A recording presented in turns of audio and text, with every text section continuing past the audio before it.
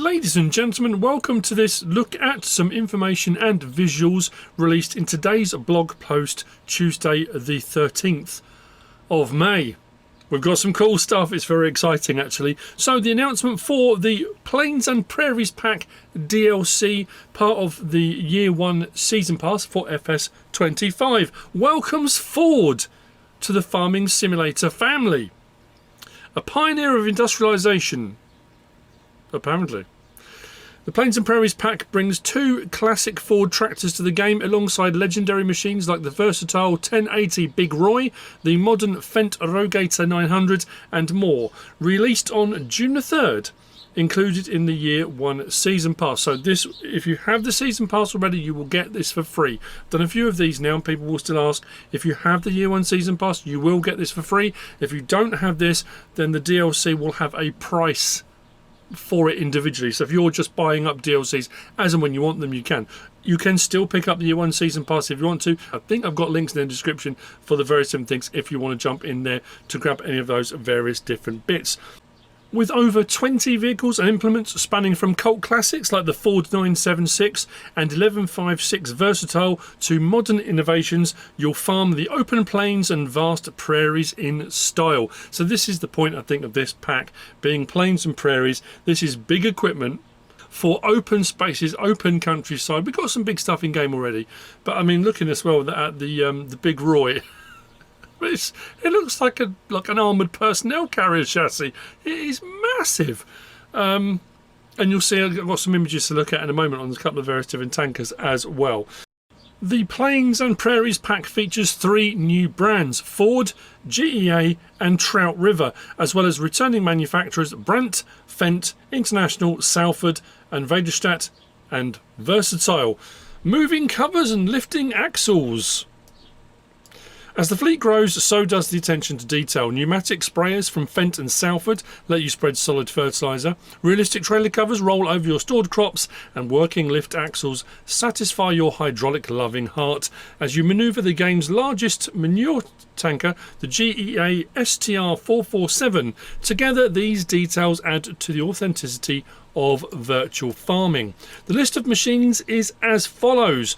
I think I'll put it up on the screen. We've got the Brandt 2500 DXT, the Fendt Rogator 900 series, the Ford 1156 Versatile, the Ford 976 Versatile, the GEA EL486D 4800, the GEA EL488D 7900, the GEA STR447 International LT series, Salford Independent Series 1260, the Salford 9620 Air Boom Applicator, Trout River Industries Live Bottom Rear Lift, the Vaderstadt PD1000, the Vaderstadt Seedhawk 84, Vaderstadt Tempo K24, Versatile 1080 Big Roy, the Versatile 1156, Versatile 976, Versatile Delta Track, Versatile MFWD, the Versatile Nemesis and the Versatile V7. There's a lot of versatile gear in this pack. But it's nice to get some different bits and bobs, and obviously we've only ever had sort of the bigger versatile stuff before, so seeing some smaller versatile tractors I quite like the look of. I think we've got a couple of images. Yeah, that Big Roy. That's absolutely crazy. The Trout River looks pretty cool as well, actually. I have to say, those images, it depends how I've put them, what order I put them in. But that lifting back on that, yeah, I don't know. I'll be honest, I wasn't sure what to expect. I think a lot of people were expecting because it was Plains and Prairies pack, I think people were expecting a new map. People were expecting something big, open spaces, plains and prairies related. But they've gone more down the route of vehicles and machinery to use on Plains and Prairies maps.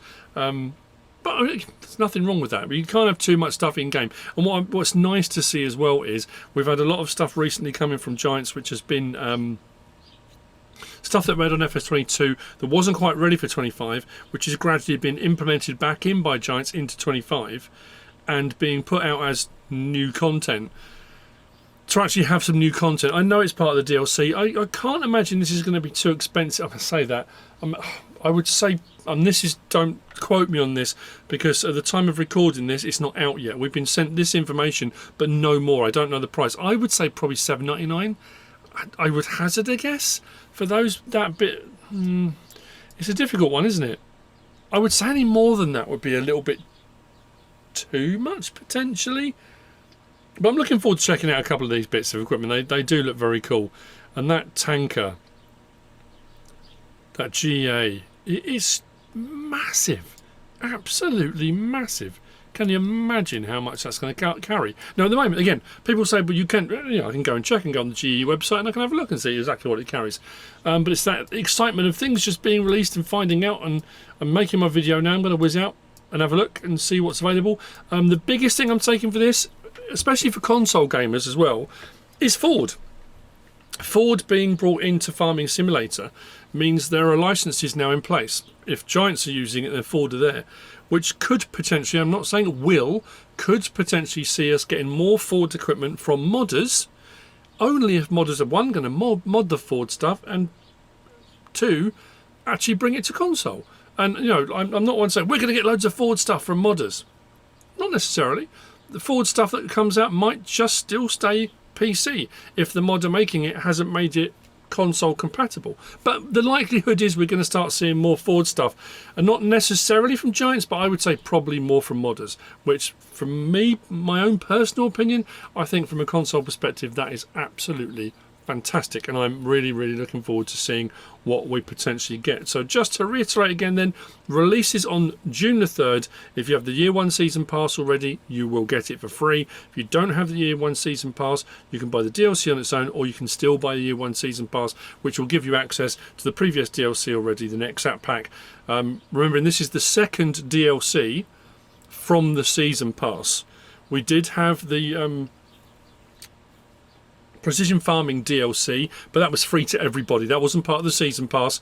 That wasn't part of one of the DLCs. So NEXAT pack, and now Plains and Prairies, and then we'll see whatever comes next. And that's it, really. We don't know any more information than that. That's what we've been sent. That's what we've been given. But like I say, very excited. I hope you found all this useful, informative in some way, shape or form. If you have, please give us a like. If you don't subscribe yet, please do. If you want to leave a comment, feel free. And if you want to share this video, then of course, please be my guest. Whatever you should choose to do. Thanks for watching.